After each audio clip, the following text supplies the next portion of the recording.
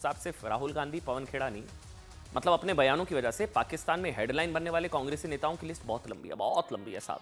इसलिए आज ये मीर जाफर और राहुल गांधी का मुनीर और राहुल गांधी का ऐसा पोस्टर बीजेपी ने विवादित पोस्ट किया।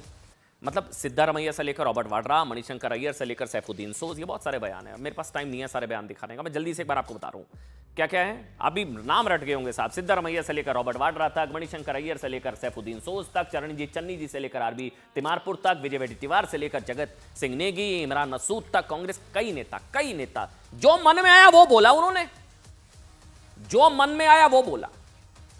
जिसका जिक्र पाकिस्तान में हुआ।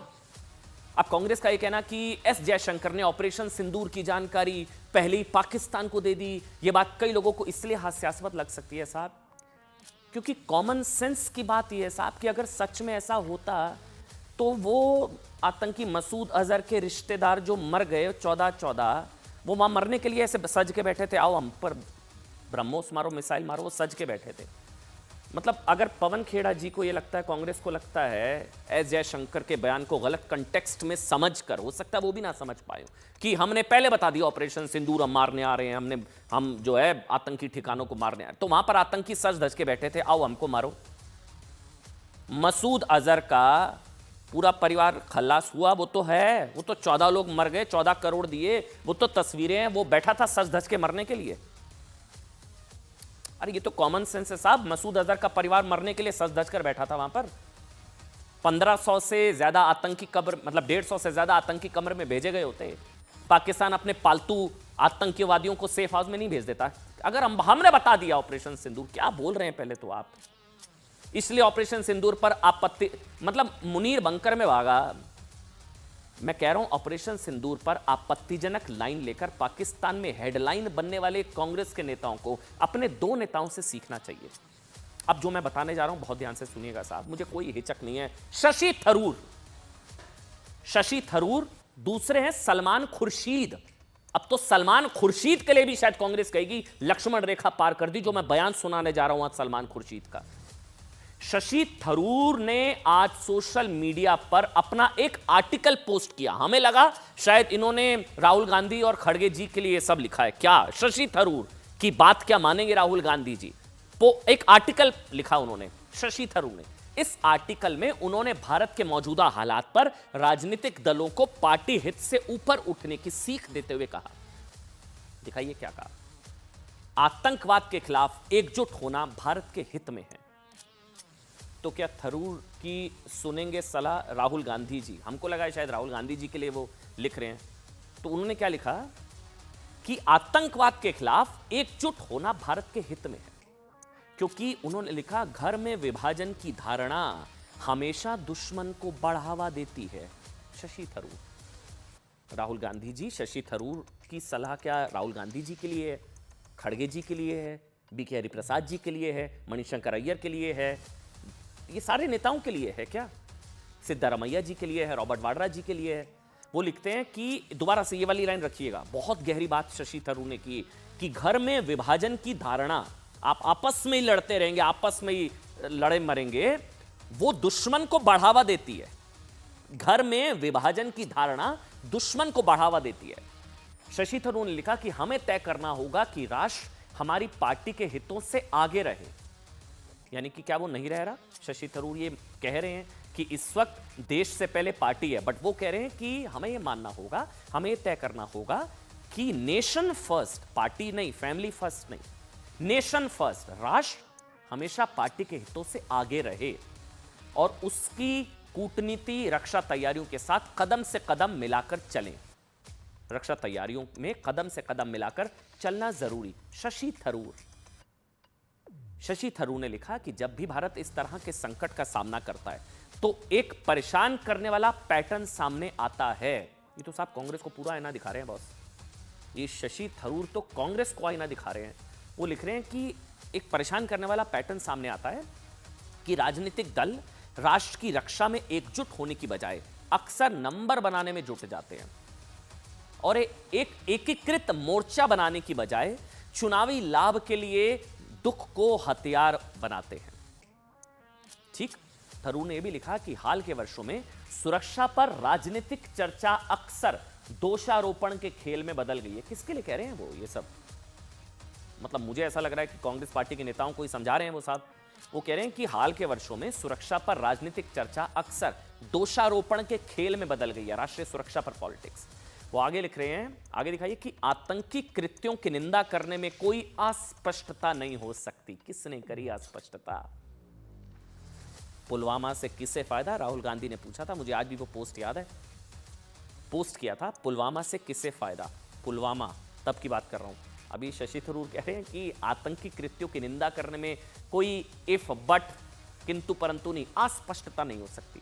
राष्ट्रीय सुरक्षा और राजनीतिक नंबर गेम के बीच रेखा बहुत पतली नहीं है, बिल्कुल नहीं है। हमारे सामने स्पष्ट चुनौती है कि आतंकवाद जैसे संकट के लिए निर्णायक प्रतिक्रिया की आवश्यकता है, ना कि पार्टी विचारधाराओं की घुटने टेकने वाली प्रतिक्रियाओं की। बहुत गहरी बात, ये आज की सबसे बड़ी खबर है मेरी नजर में। मुझे लग रहा है शशि थरूर ने जो बोला है, जो कहा है, जो लिखा है, पूरी कांग्रेस पार्टी के हेडक्वार्टर में बड़े बड़े टीवी पर यह चलना चाहिए। जो शशि थरूर, क्योंकि शशि थरूर भी कांग्रेस के नेता हैं, विदेश मामलों के जानकार हैं, विदेश मामलों की संसद की स्थायी समिति के अध्यक्ष हैं।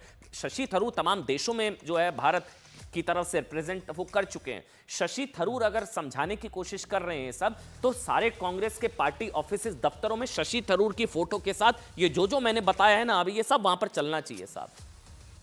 शशि थरूर के अलावा, अच्छा हाँ वो भूल गया मैं, सलमान खुर्शीद आज जो कहा है ना, मैं कह रहा हूं कांग्रेस पार्टी कहेगी, सलमान खुर्शीद ने भी शायद लक्ष्मण रेखा लांघ दी। आज सलमान खुर्शीद ने जो कहा वो उनकी पार्टी में बड़े बड़े नेताओं को चुभ सकता है। पवन खेड़ा जैसे कांग्रेस के नेता सवाल पूछ रहे हैं कि क्या अमेरिका ने मध्यस्थता की, व्यापार बंद करने की धमकी देकर मध्यस्थता कराई, यही पूछ रहे हैं। अब आपसे तो सीनियर हैं सलमान खुर्शीद, पवन खेड़ा जी, आपको ज्यादा ज्ञान है, सलमान खुर्शीद को कम ज्ञान है। आज कांग्रेस के वरिष्ठ नेता कह रहे हैं कि किसी ने भी भारत पाकिस्तान की हस्तक्षेप, कोई मध्यस्थता नहीं की है। सलमान खुर्शीद कह रहे हैं। अब सलमान खुर्शीद से बड़े ज्ञानी हैं पवन खेड़ा जी क्या? या पवन खेड़ा के सामने ज्ञान नहीं है? सलमान खुर्शीद कह रहे हैं कि जब पाकिस्तान के डीजीएमओ ने युद्ध विराम की पहल की, तब जाकर भारत सीज फायर को तैयार हुआ। सुनाइए एक बार सलमान खुर्शीद। देखिए शशि थरूर ने राहुल गांधी जी को संभवतः शायद समझाने की कोशिश की, सलमान खुर्शीद किसे समझाने की कोशिश कर रहे हैं आप लोग खुद तय करिएगा। बयान सुनिए सलमान खुर्शीद का। किसी किस्म का हस्तक्षेप कहीं नहीं था, कहीं मध्यस्थता नहीं थी, लेकिन जब विश्व में ऐसी चीज होती है तो अलग अलग लोग प्रयास करते हैं कि कुछ संदेश दें, कुछ कहें, कुछ पहुंचाएं, लेकिन जो कुछ भी हुआ है वो दोनों देशों के बीच में ही हुआ है। जब हमने जब जो एस्केलेट हुआ था मामला तो हमारे बीच का था, जब खत्म हुआ, समाप्त हुआ तो हमारे बीच का समाप्त हुआ। पाकिस्तान डीजीएमओ की ओर से पहल हुई, उन्होंने ये कहा कि इसको हम समाप्त करें। हमने कहा कि आप समाप्त करने के तैयार हैं तो कर लीजिए, 5 बजे समाप्त हो जाए। एक बार दोबारा सुनाइए साहब, दोबारा सुनाइए। ये आज ये शशि थरूर और सलमान खुर्शीद बार बार सुनाइए, एक बार अगर दोबारा से सुनाइए। सलमान खुर्शीद कह रहे हैं कोई मध्यस्थता नहीं, ये लोग सुबह से मतलब मध्यस्थता की ट्रंप पर, मतलब कांग्रेस जिस बात को लेकर पूरे देश में माहौल बना रही है, कांग्रेस के नेता ही अब अपनी पार्टी पोल खोल कर रहे हैं क्या? कह रहे हैं कि कोई मध्यस्थता नहीं साहब, कोई मध्यस्थता नहीं। ट्रंप सुनाइए एक बार दोबारा से। किसी किस्म का हस्तक्षेप कहीं नहीं था, कहीं मध्यस्थता नहीं थी, लेकिन जब विश्व में ऐसी चीज होती है तो अलग अलग लोग प्रयास करते हैं कि कुछ संदेश दें, कुछ कहें, कुछ पहुंचाएं, लेकिन जो कुछ भी हुआ है वो दोनों देशों के बीच में ही हुआ है। जब हमने जब जो एस्केलेट हुआ था मामला तो हमारे बीच का था, जब खत्म हुआ, समाप्त हुआ तो हमारे बीच का समाप्त हुआ।